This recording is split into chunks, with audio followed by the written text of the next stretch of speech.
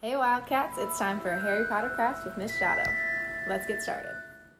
Today we're going to learn how to draw a magical creature called a Niffler. Hagrid teaches about them in his Care of Magical Creatures class, and we also learn about them in Fantastic Beasts and Where to Find Them. They are creatures who love shiny things and will collect anything that is shiny and put it into a pouch that they have. They're furry and cute, but they can also wreck your house. To start our drawing, we'll need a piece of paper and a pencil. I'm going to draw the head of the Niffler first, so I'm going to draw a small circle, and then we'll draw the body with a bigger circle below it, kind of like a snowman. I like to make sure my shape is exactly how I want it to be, so I use little lines to adjust it. Become a clear line later when I go over them in marker. Then I'm going to add the beak, so I'll draw a triangle shape coming out from the side of the circle. Next I'm going to draw small ovals for the feet, one in the middle of the bottom circle and one a little bit farther out because its feet will be sticking out from it. And then I'll draw another circle up near the face for one of the hands. Because the hand is in front, I can erase the circle line. Next, I'm going to smooth out the transition from the circle to the triangle to make it look more like a beak. So I'm making it a little bit more curved so it looks like it attaches like a beak. Again, I can erase those extra lines because I don't need them anymore. So I'm going to draw a circle near the beak for the Niffler's eye. I'll draw another small circle inside for the highlight. Because we're only showing the side of the Niffler's face, there does not need to be a second eye. The way the Niffler looks, the beak color goes around the eye and comes down, so I drew a line surrounding the eye and then straight down, and now I can erase the side of my circle. And to finish up the beak for our Niffler, we'll add a little nostril. I just did a little teeny tiny oval, and then we'll add a line for the mouth where the beak separates.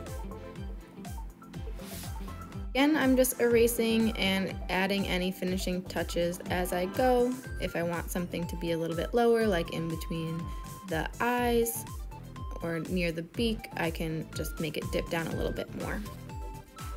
Next up, we will add the arm that attaches to the hand on our Niffler. So I'm going to start with two diagonal lines. They're a little bit curved, but they're coming down across my paper, and then they'll go back up to create the curve of an elbow for our Niffler. Now I'm going to go back and I'm going to adjust or change up the way the neck looks, making it a little bit smoother. So it's not just two circles attached. So I've made a little bit of an adjustment there, and then with the other two circles I'm going to smooth them together and then erase the lines that are in the middle. We have the shape of our Niffler, which looks a little bit like a fat bowling pin. Next we're going to add the legs to the feet that I'm just smoothing out right now. To create the leg, I'll just do a curved line coming out from the top of the foot and then a straight line going to the bottom. And then we're going to add on the little nails, so I'll just do 5 triangle-ish shapes, and then it's time for the other. So again, a curved line coming from the top, and then a straight line from the bottom. And then we'll add 5 little nails to the feet, and now we'll add a tail, like a little curved triangle coming out from underneath the Niffler. So now he's looking cute, like he's sitting back on his tail. We just have to finish up his hands, and then we can make him look all furry. So I'm gonna add first those 5 little nails, and then we're gonna have it look like the Niffler's holding a gold coin. So I'm gonna draw an oval shape behind his hand, and then a couple nails coming around as if his hand on the other side is holding it. Now all the shapes are finished, so I'm just going to take my pencil and make zigzag lines all the way around to make it look like he's furry.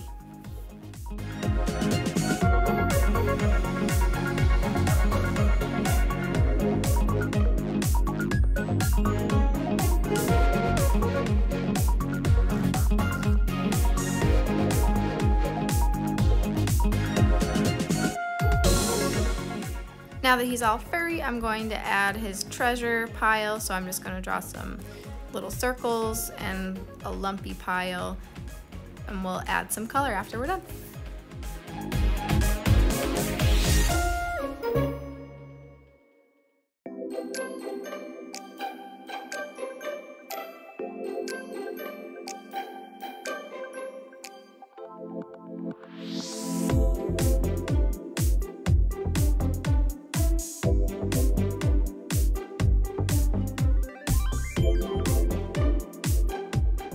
Before I started painting, I traced the entire picture with a permanent marker.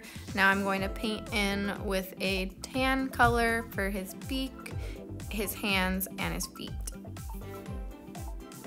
I also used permanent marker to fill in most of his eye, which got a little cover up, so I fixed it up. And now the rest of his body is going to be black because Nifflers have black fur.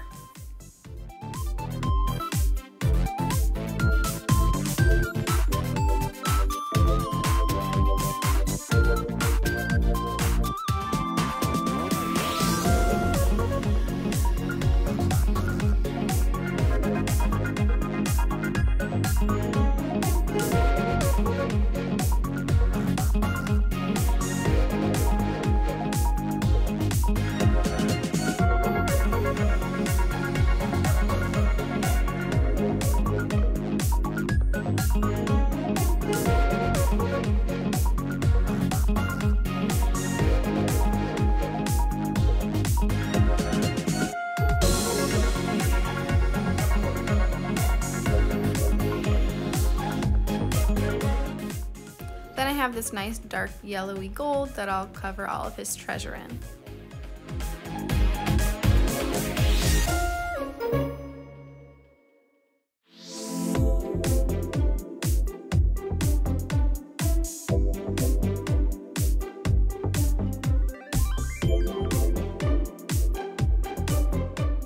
And then because Nifflers love shiny things, I decided to add some gold glitter on top of the pile of treasure.